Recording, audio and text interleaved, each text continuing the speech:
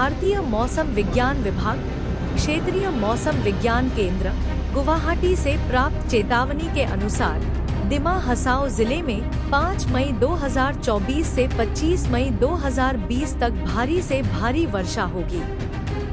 15 मई 2024 दीमा हसाओ के उपायुक्त श्री श्रीमंत कुमार दास ने आईएमडी विभाग से चेतावनी मिलने के बाद आम जनता को तैयारियों के बारे में बताया। स्टेट डिजास्टार मैनेजमेंट अथॉरिटी পৰা ইনফৰমেশ্যন পাইছোঁ যে নেক্সট 5 ডেজত আমাৰ জিলাখনত যথেষ্ট পৰিমাণে বৰষুণ হোৱাৰ আশংকা আছে আৰু সেই কাৰণে আমি প্ৰিকশ্যনাৰী মেজাৰ্ছ হিচাপে আমাৰ জিলাখনৰ সকলো ৰাইজক আমি অনুৰোধ জনাইছোঁ যে বৰষুণৰ সময়ত তেওঁলোক ঘৰৰ পৰা বাহিৰ ওলাব নালাগে আৰু যিখিনি বিপদ সংকুল এৰিয়া আছে যদি সেই ঠাইত কোনো বিপদৰ আশংকা তেওঁলোকে দেখে ইতিমধ্যে তাৰ লগে লগে তেওঁলোক যাতে নিৰাপদ স্থানলৈ নিজে আঁতৰি যায় সেইটো কাৰণে আমি জিলাবাসীক অনুৰোধ জনাইছোঁ। 2 নম্বৰ আমি ট্ৰাফিক এডভাইজৰী ইছ্যু কৰিছোঁ। আমি দেখিছোঁ যে আমাৰ যিটো জাতিংগা নেৰিমাংলো হাৰাংগাজাও ৰোড আছে এই ৰোডটোত নাহাইৰ কনষ্ট্ৰাকশ্যন চলি আছে। কিছু কিছু ঠাইত আমাৰ কনষ্ট্ৰাকশ্যনৰ কাম কমপ্লিট হৈছে আৰু কিছু কিছু ঠাইত আমাৰ এতিয়াও কাম চলি আছে।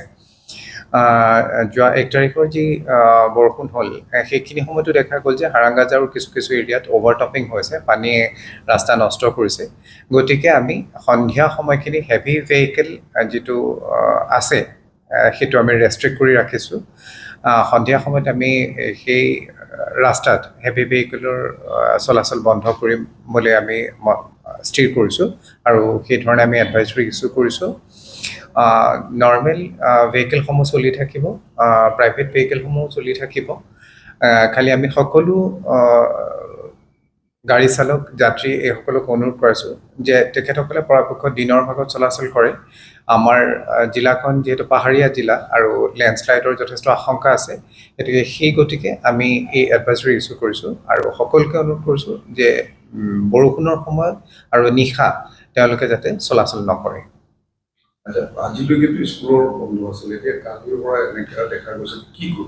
আমি আকৌ অকণমান চিটুৱেশ্যনটো আমি চাম।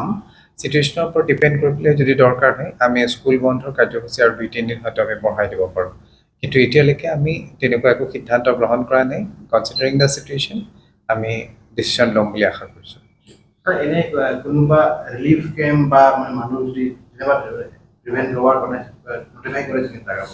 আমাৰ প্ৰত্যেকটো ব্লকতে ব্লক কমিটি আছে। আমি কিছু কিছু এডুকেশ্যনেল ইনষ্টিটিউশ্যন ৰিলিফ কেম্প হিচাপে আইডেণ্টিফাই কৰি ৰাখিছোঁ। আমি ইতিমধ্যে আমাৰ ব্লক কমিটিসকলক যিসকল কমিটিত আছে তেখেতসকলক আমি সেই তথ্য প্ৰদান কৰিছোঁ। যেতিয়াই এই ধৰণৰ বিপদ হয় বা আমি ৰিলিফ কেম্প খুলিবলগীয়া হয়, ইমিডিয়েটলি আমাৰ আইডেণ্টিফাই কৰি থকা ৰিলিফ কেম্পসমূহতে আমি যিসকল লোক মানে বানপানীত ক্ষতিগ্ৰস্ত হয় তেওঁলোকক আমি আইডেণ্টিফাই কৰি ৰখা ৰিলিফ কেম্পতে ৰাখিম আৰু আমি ৰিলিফ কেম্পৰ যি ৰিলিফ কেম্প কমিটি আছে সেয়াও আমি নটিফাই কৰি ৰাখিছোঁ।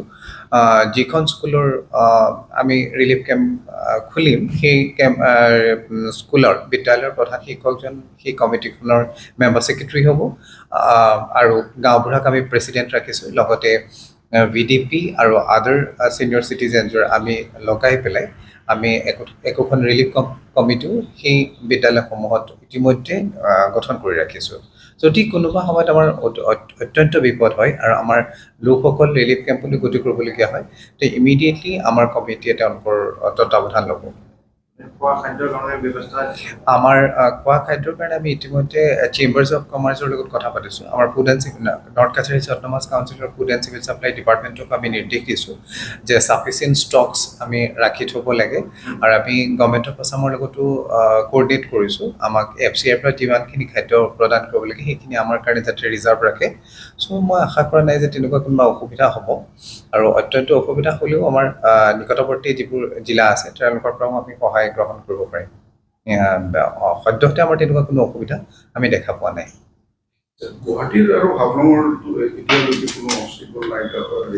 নাই নাই আমাৰ ৰাস্তাত কোনো ধৰণৰ অবষ্টাকলছ এতিয়ালৈকে নাই, খালি যোৱা 1 তাৰিখৰ কাৰণে আমি কিছু কিছু এৰিয়াত অলপ ৰিপেয়াৰিঙৰ কাম চলাই থাকিব লগা হৈছে।